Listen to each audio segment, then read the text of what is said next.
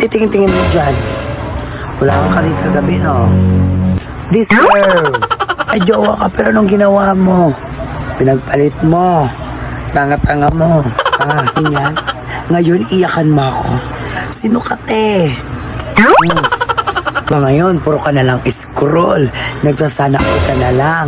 Kasi nakita mo sa social media, puro flowers, chocolate ka. Chocolate ka ba? Wala. Deserve. A few moments later. Jesus! Dami nilang eme. Pag-iwalay din kayo, te. Sus! Wala pang kayo isang taon. Dami na alam, Diyos ko. Sus! Na. Te, may kabit ka. Huwag kang ano. Na. Diyos ko. Mag-iwalay din kayo.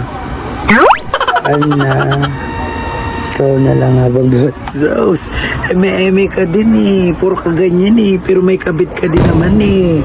Nag-14 lang, nag-February 14, Valentine's Day. Kaplastikan eh. Ano to?